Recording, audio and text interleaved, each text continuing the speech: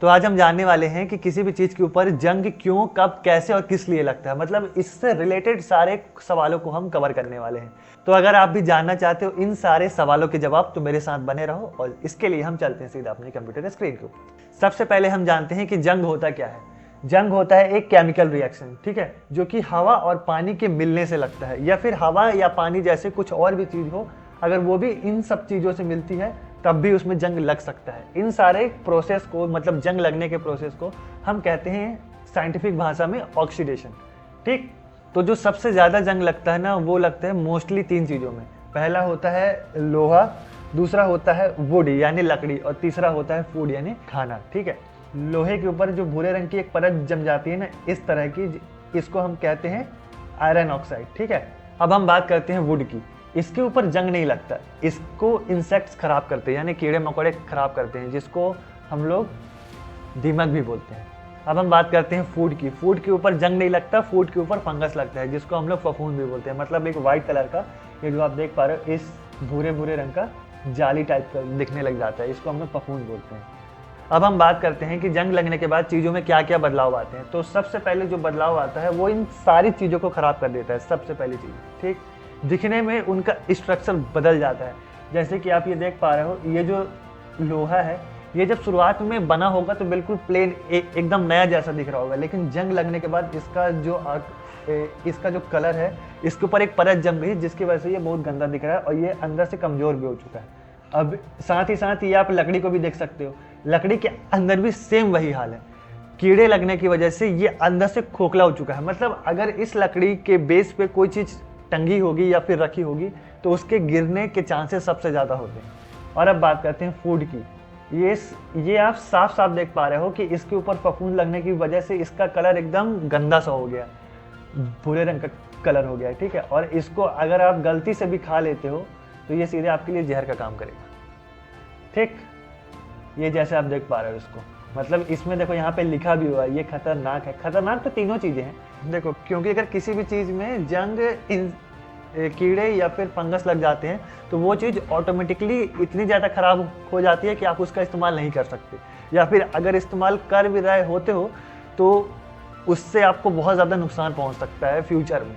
ठीक है, तो आप लोग को इस चीज़ को याद ज़रूर रखना है कि इस टाइप के केमिकल रिएक्शन किसी भी चीज़ में होने के बाद उस चीज़ को यूज़ करना बंद कर देना है। ये नहीं कि बस चलने दो तो चलने दो, भाई वो चीज़ बहुत ज़्यादा फ्यूचर में नुकसान भी कर सकती है। इसीलिए इस चीज़ को याद रखना है कि फंगस लगने के बाद या फिर जंग लगने के बाद उन सब चीज़ों को यूज़ करना बंद कर देना है। ठीक, अब हम बात करते हैं कि इससे कैसे बचा जा सकता है। तो सबसे पहले आप देखो कोटिंग, जो लोहे की चीज़ होती है ना, उसके ऊपर अगर आप पेंट कर देते हो तो ये जो भूरे रंग की परत होती है, जो आयरन ऑक्साइड होती है, ये किसी भी लोहे के ऊपर नहीं लगती। इसीलिए घर में किसी भी लोहे की चीज़ के ऊपर पेंट किया जाता है ताकि वो सालों साल चलती रहे, ख़राब ना हो। सेम ऐसा लकड़ी के साथ भी है। अगर आप इसको हमेशा क्लीन करते रहते हो और ऐसी जगह पर रखते हो जहाँ पे नमी ना हो, तो इसकी जो लाइफ होती है वो काफ़ी ज़्यादा बढ़ जाती है। और आज के टाइम पे लकड़ी के लिए भी कई सारे पेंट्स आते हैं जो कि इसको कीड़े लगने से बचाते हैं, तो आप उनका भी यूज़ कर सकते हो। साथ ही साथ अगर आप किसी पैकेट वाले फूड का इस्तेमाल करते हो, जिसको आप थोड़ा सा इस्तेमाल करके रख देते हो, तो उसको ऐसी जगह पर रखो जहाँ पे वो सूखा रहे।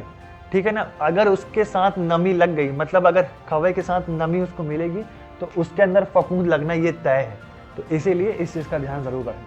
ठीक है, और आपको दिख रहा होगा यहाँ पे लिखा है ना प्रॉपर स्टोरेज। इसका मतलब ये होता है कि उसको अच्छी जगह पर रखना है। कई सारे लोग बस पन्नी में बांध के यहाँ वहाँ रख देते हैं, जिसकी वजह से उसको कहीं ना कहीं से नमी मिल जाती है और वो ख़राब हो जाता है, अंदर से ही ख़राब होना स्टार्ट हो जाता है। तो इसीलिए उसको प्रॉपर स्टोरेज में रखो।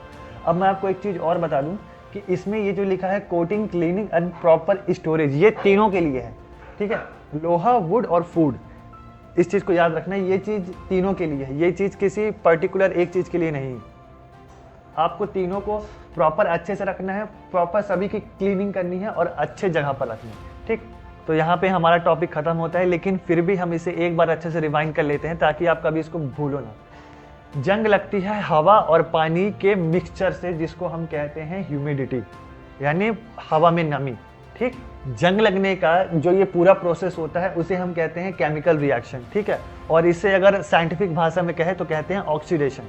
ठीक, साथ ही साथ चीज़ें खराब एक चीज़ की वजह से और होती है। आप यहाँ पे देख पा रहे होंगे टेम्परेचर, इसका मतलब ये होता है कि जब ज़्यादा गर्मी या ज़्यादा ठंडी होती है ना, तो उसकी वजह से टेम्परेचर बदलता है और जिसकी वजह से ये तीनों चीज़ें खराब होने के चांसेस बढ़ जाते हैं। तो इसीलिए जब भी आप इन तीनों में से किसी भी चीज़ का इस्तेमाल करो या फिर कहीं इन तीनों चीज़ों में से किसी एक चीज़ को रखो तो प्रॉपर अच्छे से रखना।